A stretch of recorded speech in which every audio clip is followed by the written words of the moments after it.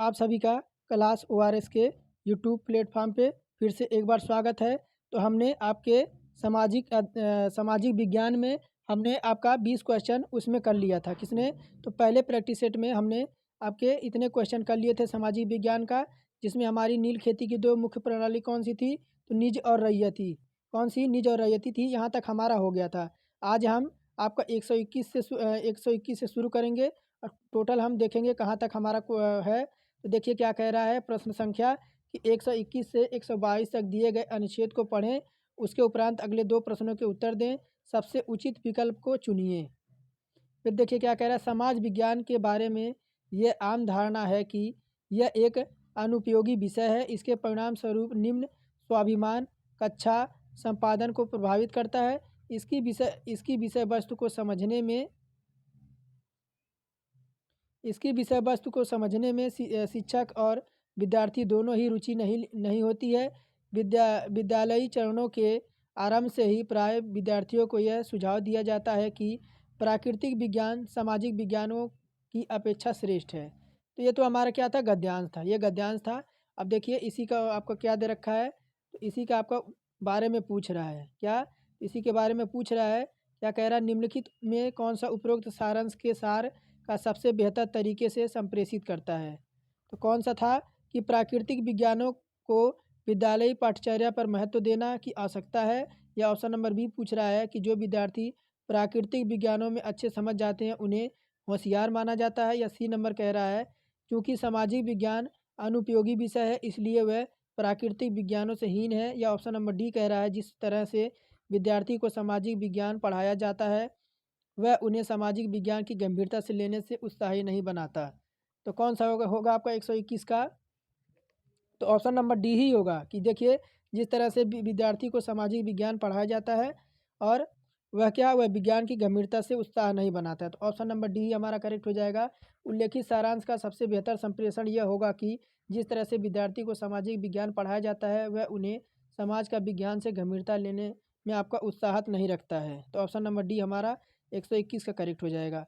फिर देखिए 122 नंबर क्या कह रहा है कि उपरोक्त सारांश में उपयुक्त अनुपयोगी विषय का संदर्भ क्या है?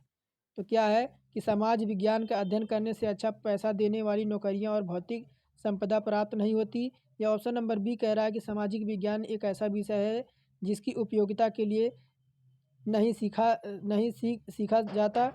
या ऑप्शन नंबर सी कह रहा है कि समाज विज्ञान एक नीरस और कठिन विषय है जिसका शिक्षक या शिक्षार्थियों के लिए उपयोगी नहीं है। या डी नंबर कह रहा है कि सामाजिक विज्ञान के पास मानव सभ्यता में सुधार के लिए कुछ नहीं है।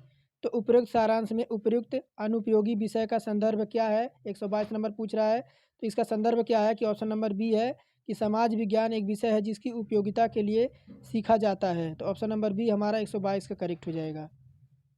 123 नंबर की ओर बढ़ते हैं। देखिए कि आप कक्षा 8 में विद्यार्थियों को विविधता में एकता पढ़ा रहे हैं। क्या? तो कक्षा 8 के विद्यार्थियों को आप विविधता में जो आपका एकता पढ़ा रहे हैं। आप विद्यार्थियों को प्रभावी तरीके से अवधारणा समझाने के लिए निम्नलिखित में से किस गतिविधि को करेंगे? क्या करेंगे? तो ऑप्शन नंबर ए कह रहा है कि विद्यालय के समीप हाइड्रो इलेक्ट्रिक परियोजना का मॉडल बनाना है। या ऑप्शन नंबर बी कह रहा है पाठ को अच्छी तरह से पढ़ा देने के बाद परीक्षा लेना है।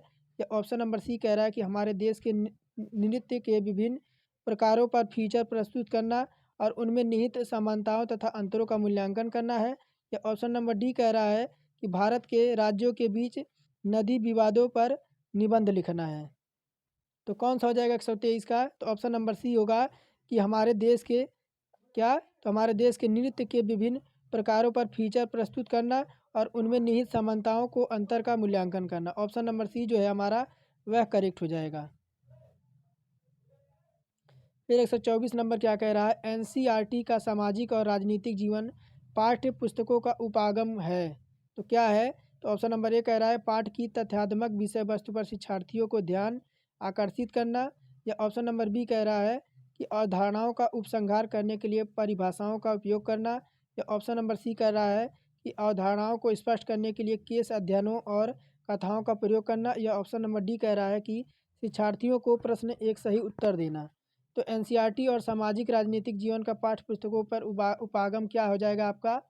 तो 124 नंबर पूछ रहा है, तो ऑप्शन नंबर सी हो जाएगा क्या कि अवधारणाओं को नष्ट करने के लिए केस केस अध्ययनों और कथाओं का प्रयोग करना। ऑप्शन नंबर सी 124 का करेक्ट हो जाएगा। 125 नंबर क्या कह रहा है? क्या कह रहा है कि निम्नलिखित में से कौन सा उच्च ज्वार के कारण होने वाला लाभ नहीं है? तो ऑप्शन नंबर ए है इनसे विद्युत उत्पन्न की जाती है, या बी नंबर है कि पर्यटकों को लाने के द्वारा यह स्थानीय अर्थव्यवस्था में सहायक होते हैं, या सी नंबर कह रहा है कि नौ संचालन सरल होता है, या डी नंबर कह रहा है यह मछली पकड़ने में सहायक होता है। तो कौन सा जो है उच्च ज्वार का कारण में आपका लाभ नहीं है? तो 125 का कौन सा हो जाएगा? तो ऑप्शन नंबर बी, यह पर्यटकों को लाने के द्वारा यह स्थानीय अर्थव्यवस्था में सहायक होते हैं। उच्च ज्वार से विद्युत उत्पादन के साथ साथ नौ संचालन तथा मछली आसानी से पकड़ी जा सकती है, और उच्च ज्वार स्थानीय अर्थव्यवस्था को मजबूत करता है, परंतु पर्यटकों के द्वारा यह आपका व्यापार के द्वारा होता है। तो ऑप्शन नंबर बी हमारा करेक्ट हो जाएगा। फिर 126 नंबर क्या कह रहा है कि निम्नलिखित में से कौन सा प्रश्न विद्यार्थियों के आलोचनात्मक यानी तार्किक चिंतन और कौशल को विकसित करने में मदद करेगा?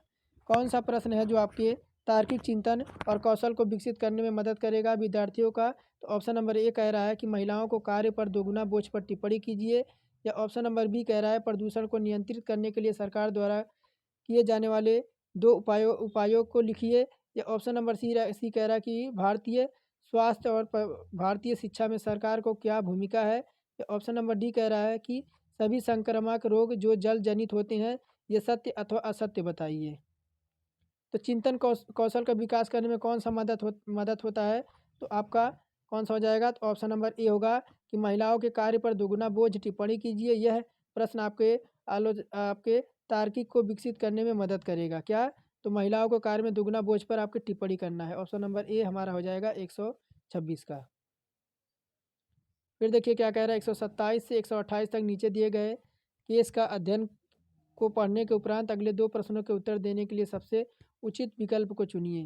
क्या कह रहा है कि रश्मि जिन लोगों से पहली बार मिलती है उनसे उनका उपागम पूछने की उसकी आदत है।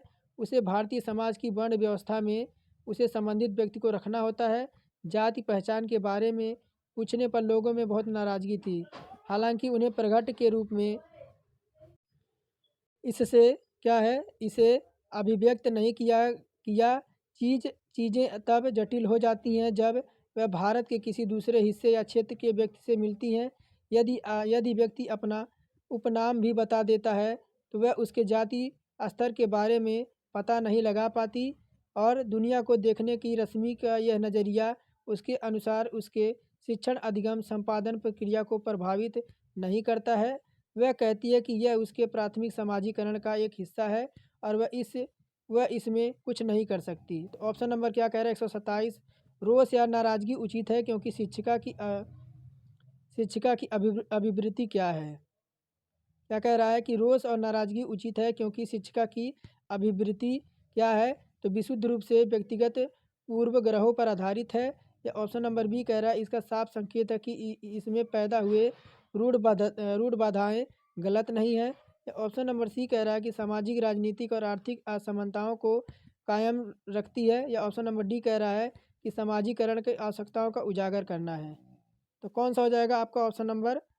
तो ऑप्शन नंबर सी हो जाएगा कि शिक्षिका द्वारा लोगों को जाति पूछने से लोगों में नाराज़गी उचित है क्योंकि शिक्षिका की यह अभिवृत्ति सामाजिक और राजनीतिक आर्थिक असमानताओं को कायम रखती है। तो ऑप्शन नंबर सी हमारा जो है वह करेक्ट हो जाएगा।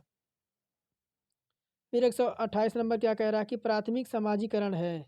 प्राथमिक समाजीकरण है कि शुरुआती उम्र में परिवार और मित्रों में सीखना। या ऑप्शन नंबर बी है कि किशोरावस्था के दौरान समाज से सीखना। या ऑप्शन नंबर सी है याद करना और शिक्षिका को अनुकरण करना। या डी है प्राथमिक स्तर पर सामाजिक संपर्क। तो कौन सा हो जाएगा? तो आपका ऑप्शन नंबर ए होगा। किसका? तो प्राथमिक समाजीकरण है कि जीवन के शुरुआत उम्र में अपने परिवार और मित्रों से सीखना ही प्राथमिक समाजीकरण है। तो ऑप्शन नंबर 128 का ए हमारा जो है वह बिल्कुल करेक्ट हो जाएगा। फिर 129 नंबर क्या कह रहा है कि सामाजिक विज्ञान में निदानात्मक प्रशिक्षण शिक्षक को क्या समझाने में सहायक करेगा? सामाजिक विज्ञान में निदानात्मक परीक्षण शिक्षक को क्या समझने में सहायता करेगा? तो ऑप्शन नंबर ए है सामाजिक विज्ञान में विद्यार्थी सीखने संबंधित किन कठिनाइयों का सामना कर रहा है। या ऑप्शन नंबर बी कह रहा है पुनरावृत्ति किस प्रकार विद्यार्थियों की सहायता करती है। या ऑप्शन नंबर सी कह रहा है उसके विद्यार्थी कितने बुद्धिमान है। या ऑप्शन नंबर डी कह रहा है कि प्रकरण का वह हिस्सा जिसे विद्यार्थी ने कंठस्थ नहीं किया है। तो कौन सा हो जाएगा 129 में? तो ऑप्शन नंबर ए ही होगा कि सामाजिक विज्ञान में विद्यार्थी सीखने के संबंधी किन कठिनाइयों का सामना कर रहा है। आपके निदानात्मक परीक्षण एक प्रकार की मूल्यांकन कार्यक्रम है जो समस्याओं के समाधान करने के लिए प्रयोग किया जाता है। यदि कोई बालक शारीरिक और मानसिक रूप से अस्वस्थ है तो उसके लिए यह परीक्षण आपका जो है बहुत कामगार साबित होगा। और सामाजिक विज्ञान में यह प्रशिक्षण प्रयोग करके शिक्षक और शिक्षिकाओं को यह जान सकेंगे कि छात्र अधिगम की प्रक्रिया में किस प्रकार की समस्याओं का सामना कर रहा है। तो ऑप्शन नंबर ए 129 का करेक्ट हो जाएगा। फिर 130 क्या कह रहा है कि खनन को प्राथमिक क्रियाकलाप क्यों कहा जाता है। तो ऑप्शन नंबर ए है यह मानवीय क्रियाकलापों को सबसे आरंभिक रूपों में से एक है। ऑप्शन नंबर बी कह रहा है इससे सरकार को बहुत अधिक धन मिलता है। या ऑप्शन नंबर सी है कि यह कर्मचारियों को सबसे अधिक नियुक्ति करने वाला है। या ऑप्शन नंबर डी है इसमें भूमि के प्राकृतिक संसाधनों से उत्पादित क्या है तो उत्पादन शामिल है। तो 130 का कौन सा हो जाएगा? तो ऑप्शन नंबर डी हो जाएगा कि खनन को अर्थव्यवस्था के क्षेत्र में प्राथमिक क्षेत्र के क्रियाकलाप माना जाता है क्योंकि इसमें भूमि में प्राकृतिक संसाधनों का उत्पादन शामिल किया जाता है। तो ऑप्शन नंबर ए हमारा करेक्ट हो जाएगा। खनन को प्राथमिक क्रियाकलाप क्यों कहा जाता है? तो ऑप्शन नंबर डी हमारा करेक्ट हो जाएगा। फिर देखिए 131 नंबर क्या कह रहा है कि 19वीं शताब्दी के दौरान अधिकतर शिक्षित महिलाओं को उनके उत्तरवादी पिताओं तथा पतियों ने उन्हें स्कूल भेजने के बजाय घर पढ़ाया। तो क्या है? ऑप्शन नंबर ए कह रहा है कि लड़कियों को घर पर पढ़ाने में पुरुषों की बहुत खुशी होती है। या ऑप्शन नंबर बी कह रहा है कि लड़कियों को स्कूल पहुंचने के लिए सार्वजनिक स्थानों से गुजरते हुए यात्रा करना पड़ती थी और उसकी सुरक्षा एक चिंता थी। तो ऑप्शन नंबर बी हमारा करेक्ट हो जाएगा कि कथन जो है लड़कियों को स्कूल पहुंचाने के लिए सार्वजनिक स्थानों से गुजरना पड़ता था, इसलिए उनकी सुरक्षा जो है आपकी एक चिंता बनी रहती। तो ऑप्शन नंबर बी हमारा 131 का करेक्ट हो जाएगा। 132 क्या कह रहा है? निम्नलिखित में से कौन सा खनिज नहीं है? निम्नलिखित में से 132 पूछ रहा है निम्नलिखित में से कौन सा खनिज नहीं है। तो ऑप्शन नंबर ए है भोजन पकाने में इस्तेमाल करने होने वाला नमक। या गहनों में प्रयुक्त सोना और चांदी। या सी नंबर शोधन के लिए प्रयुक्त अभ्रक। या डी नंबर पेंसिल में विद्यमान ग्रेफाइट। तो कौन सा आपका है जो खनिज नहीं है? 132 नंबर पूछ रहा है। तो क्या हो जाएगा? तो भूगर्भ से प्राप्त होने वाली विशिष्ट रासायनिक यौगिक खनिज कहलाते हैं। जैसे आपका बहुमुखी धातुएं होती हैं जिसमें अभ्रक ग्रेफाइट नमक खनिज नहीं है क्योंकि ये आपके भूगर्भ से नहीं बल्कि आपके समुद्र जल से प्राप्त किए जाते हैं। तो कौन सा हो जाएगा? तो भोजन पकाने में इस्तेमाल होने वाला नमक ये क्या है कि आपके खनिज नहीं है। फिर 133 नंबर क्या कह रहा है कि देखिए कि निम्नलिखित में से कौन सा सामाजिक विज्ञान अनुदेशात्मक प्रक्रिया का हिस्सा नहीं है। तो तथ्यों और श्रुतिलेख है, प्रतिपुष्टि तंत्र है, या क्रियान्वयन है, या योजना है।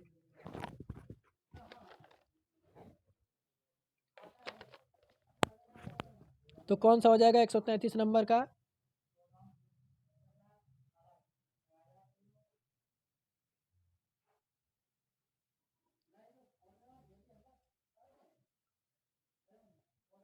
तो ऑप्शन नंबर एक होगा तथ्यों का श्रुतिलेख। क्या हो जाएगा कि तथ्यों का श्रुतिलेख जो है सामाजिक विज्ञान के अनुदेशात्मक प्रक्रिया का हिस्सा नहीं होता है बल्कि ये भाषा शिक्षा के लिए महत्वपूर्ण होता है। फिर आगे बढ़ते हैं 134 नंबर की ओर कि सामाजिक विज्ञान के बारे में निम्नलिखित में से कौन सा कथन गलत है। सामाजिक विज्ञान के बारे में आपका निम्नलिखित में से कौन सा कथन जो है आपका वह गलत है। तो ऑप्शन है आपका कि सामाजिक विज्ञान स्वतंत्रता और विविधता के प्रति सम्मान आदि जैसे मानवीय मूल्यों के निर्माण में विस्तार करता है।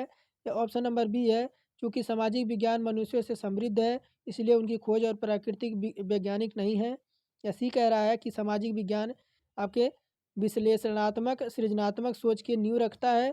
या ऑप्शन नंबर डी कह रहा है कि सामाजिक विज्ञान में ऐतिहासिक भौगोलिक आर्थिक और राजनीतिक आयामों से लेकर समाज की विविध सरोकार आपकी क्या है शामिल होती हैं। तो कौन सा हो जाएगा आपका 134 में? तो कौन सा होगा? तो ऑप्शन नंबर ए हो जाएगा। क्या? कि मिश्रित अर्थव्यवस्था, एक मिनट, कि सामाजिक विज्ञान मनुष्यों से समृद्ध है, इसलिए उनकी खोज की प्राकृतिक वैज्ञानिक नहीं है। यह कथन सामाजिक विज्ञान के संदर्भ में गलत है। सामाजिक विज्ञान मनुष्यों में सामाजिक संरचना एवं समस्याओं को समझाने और उनकी समाधान करने में तार्किक चिंतन का विकास करता है। तो ऑप्शन नंबर ए हमारा करेक्ट हो जाएगा।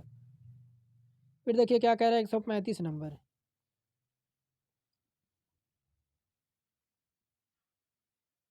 थोड़ा छोटा कर दें ताकि पूरा दिखे आपको। क्या कह रहा है? सामाजिक विज्ञान के शिक्षण अधिगम में भाषा की सतर्कता पर अधिक बल देना आवश्यकता ज्ञात है। निम्नलिखित में से कौन सा कथन उपरोक्त विचार के संप्रेषित नहीं करता है?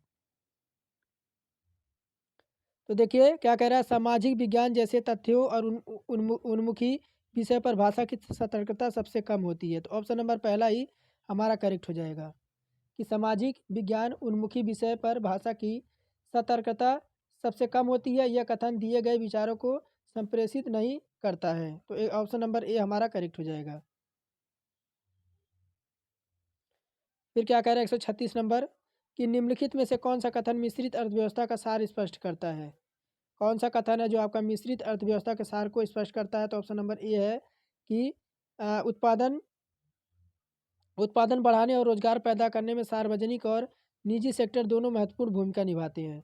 ऑप्शन नंबर बी है कि अर्थव्यवस्था से प्राप्त लाभ को सार्वजनिक और निजी सेक्टर दोनों से समान रूप में बांटना है। तो ये नहीं होगा।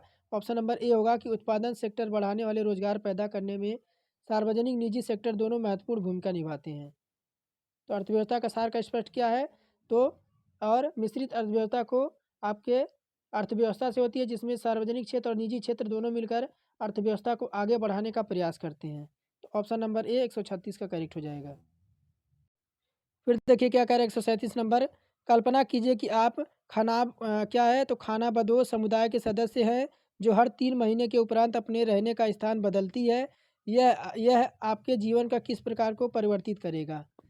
तो यह प्रश्न विद्यार्थियों को कम अहमवादी बनाएगा तथा सार्वभौमिक भाईचारे को बढ़ावा देगा। यह ऑप्शन नंबर बी कह रहा है। यह प्रश्न विद्यार्थियों में बल देगा कि सामाजिक विज्ञान में मनन से ज़्यादा आपके तथ्यों से महत्वपूर्ण होते हैं। यह ऑप्शन नंबर सी है कि यह प्रश्न विद्यार्थियों को इसमें शामिल अवधारणाओं को बेहतर रूप से समझाने के लिए नई परिस्थितियों में स्वयं को रखने में सहायता करेगा। तो बिल्कुल सही है कि यह जो आपका प्रश्न है जो आपके विद्यार्थियों को शामिल अवधारणाओं को बेहतर रूप से समझाने के लिए आपकी नई परिस्थितियों में स्वयं को रखने में सहायता प्रदान करेगा। ऑप्शन नंबर सी हमारा करेक्ट हो जाएगा। फिर 138 क्या पूछ रहा है कि कक्षा में क्या कह रहा है?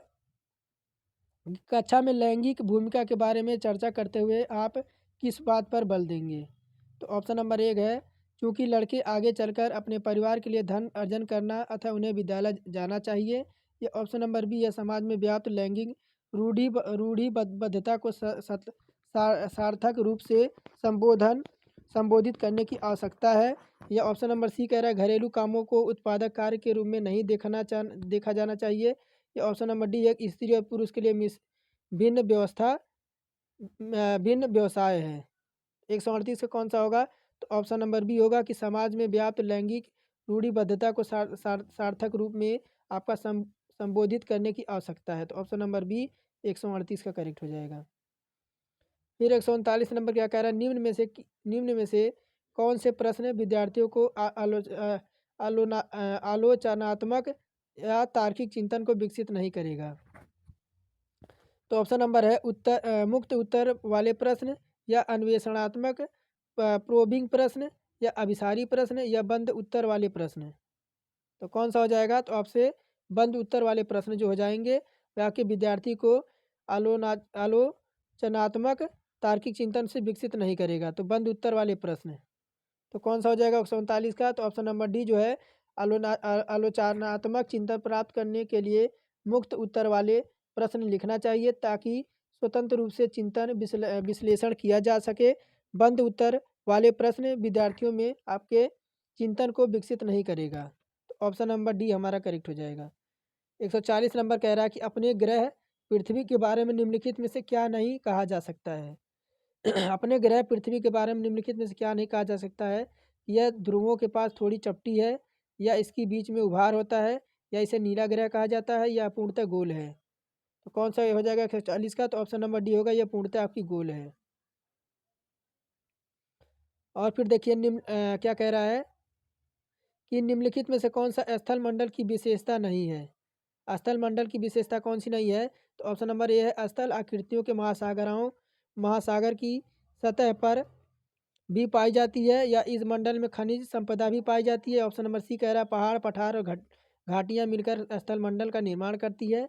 या ऑप्शन नंबर डी है, पृथ्वी को 97% आपका जल स्थल मंडल में पाया जाता है। तो कौन सा होगा 141 का?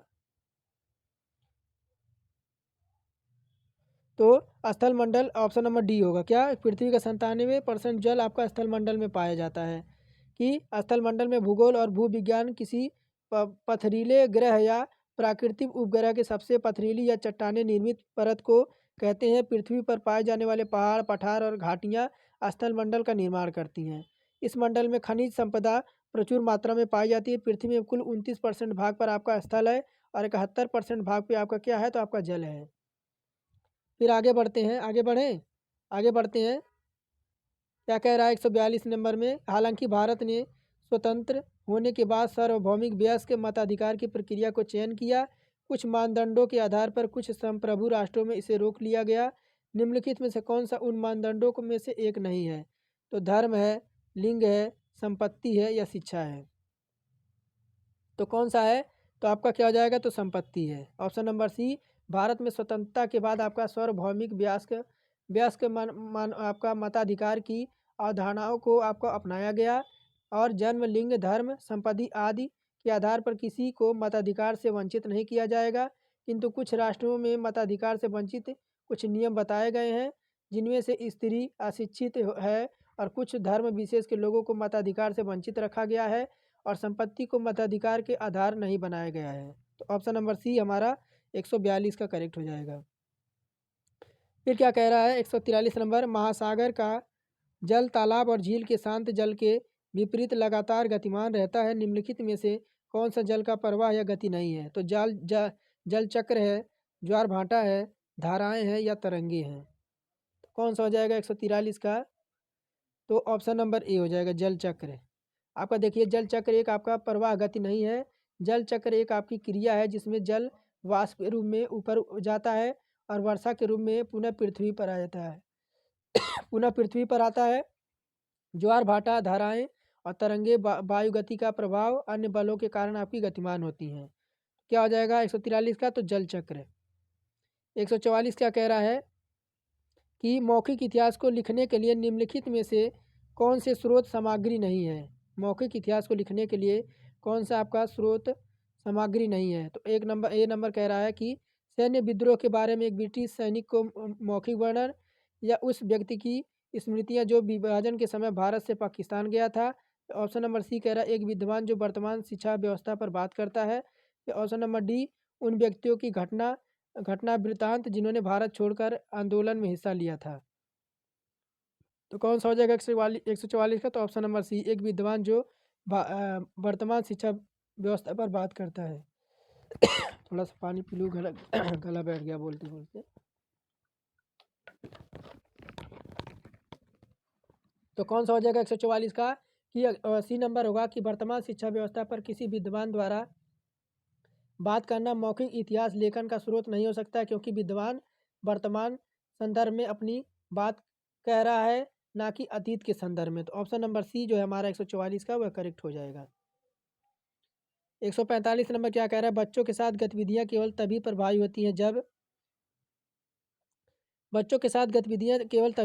होती हैं जब शिक्षिका उन्हें अपनी पाठ्य योजनाओं को पूरा करने के लिए करवाती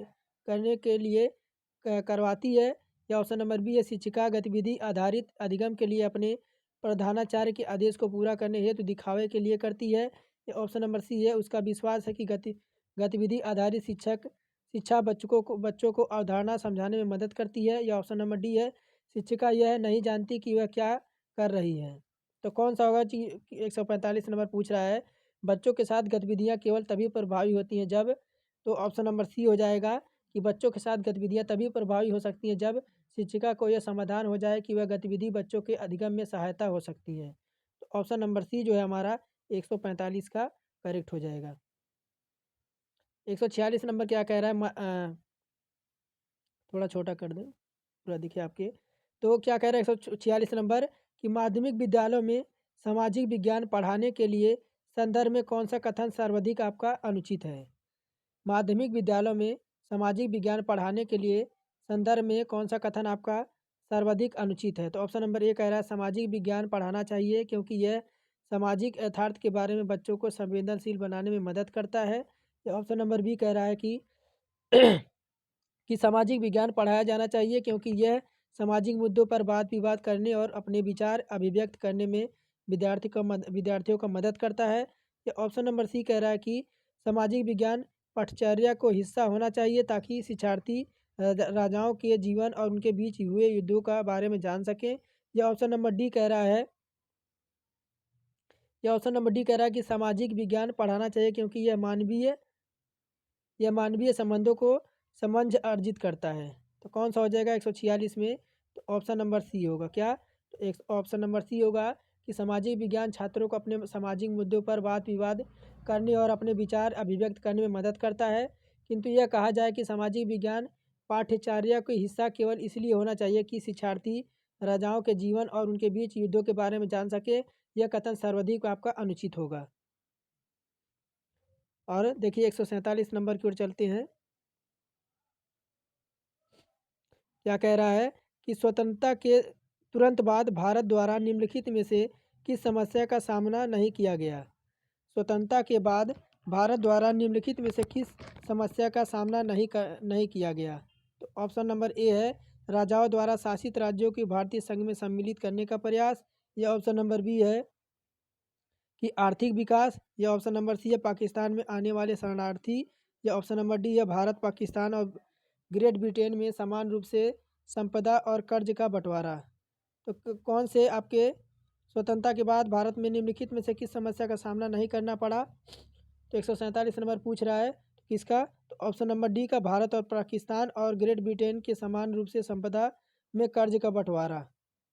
ऑप्शन नंबर डी हमारा करेक्ट हो जाएगा कि भारतीय स्वतंत्रता के तुरंत बाद भारत की कई प्रकार की समस्याओं का सामना करना पड़ा, जिसमें आपकी रियायतों का एकीकरण, पाकिस्तान से आए हुए शरणार्थी और आर्थिक विकास और पाकिस्तान तथा ग्रेट ब्रिटेन के साथ आपका समान रूप से संपदा एवं कर्ज का बंटवारा जैसी समस्याओं और स्वतंत्रता को समय नहीं थी। और 148 नंबर क्या कह रहा है कि नीचे दिए गए प्रश्न आपके 8 के अंत में आओ चर्चा करें शीर्षक के अंतर्गत दिया गया है। क्या है कि आपके विचार में साधारण पुरुष और स्त्री अपने कार्यों का विवरण सामान्यतः क्यों नहीं रखते हैं? इस प्रश्न को पूछने की सार्थकता क्या है? तो पहला है कि साधारण स्त्री साधारण जीवन जीते हैं, उनके पास कुछ महान या महत्वपूर्ण सार्थक नहीं था जिसके बारे में वह लिखते हैं। या ऑप्शन नंबर बी है कि यह अच्छा है कि चर्चा प्रारंभ की जाए और विद्यार्थियों को अपना तर्क प्रस्तुत करें। तो कौन सा हो जाएगा? तो ऑप्शन नंबर बी हमारा करेक्ट हो जाएगा कि अपने विचार पर साधारण पुरुष और स्त्री अपने कार्यों के विवरण सामान्यतः क्यों नहीं रखते थे कि आओ चर्चा करें जैसे शीर्षक मुद्दों की सार्थकता आपकी है कि चर्चा सभी विद्यार्थियों अपने अपने बुद्धि स्तर के आधार पर अपना अपना तर्क दें। तो ऑप्शन नंबर बी हमारा करेक्ट हो जाएगा। फिर 149 नंबर क्या कह रहा है कि लेखकों द्वारा अभिव्यक्त एनसीईआरटी के इतिहास की पाठ्यपुस्तक के शीर्षक हमारे अतीत के बारे में निम्नलिखित में से कौन सा कथन सही नहीं है? कौन सा कथन सही नहीं है कि यह केवल राजाओं और रानियों के समय के बारे में बात नहीं करता है। या ऑप्शन नंबर बी है यह किसान और शिल्पकारों जैसी कई समूहों और समुदायों के योगदान को बताने की कोशिश है। या ऑप्शन नंबर सी है यह इस विचार पर बल देता है कि भारत केवल एक अतीत नहीं बल्कि आपका अनेक अतीत है। या ऑप्शन नंबर डी है यह पड़ोसी देशों के अतीत के बारे में बताता है। तो क्या हो जाएगा 149 का? तो ऑप्शन नंबर डी हो जाएगा कि एनसीईआरटी के इतिहास के पाठ्य पुस्तक की शीर्षक यही है कि हमारे अतीत के अंतर्गत भारतीय इतिहास की झलक प्रस्तुत किया जाता है।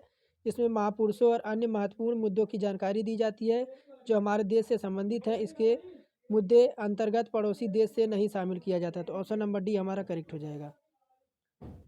और आज का लास्ट क्वेश्चन होगा आपका क्या कह रहा है कि 19वीं शताब्दी के दौरान ज़्यादातर लोगों को लगता था कि शिक्षा में स्त्रियां बिगड़ जाएंगी। उपरोक्त वाक्य में बिगड़ जाना शब्द का संदर्भगत अर्थ बताने वाले निम्नलिखित में से कौन से कथन हैं? तो ऑप्शन नंबर ए है, यह उन्हें अधिक धन देगा। या ऑप्शन नंबर बी है, शिक्षा के कारण उन्हें जो शक्ति मिलती है उसके कारण वह अपनी पारंपरिक भूमिकाओं से दूर हो जाती हैं, या वह अपवित्र हो जाती हैं, या स्त्रियां पुरुषों की तुलना में ज़्यादा आपकी क्या हो जाएंगी, बिगड़ी हुई थी। तो ऑप्शन नंबर 150 का कौन सा हो जाएगा? तो ऑप्शन नंबर बी होगा कि शिक्षा के कारण उन्हें जो है शक्ति मिलती है, उसके कारण वे अपनी प्रारंभिक भूमिकाओं से दूर हो जाएंगी।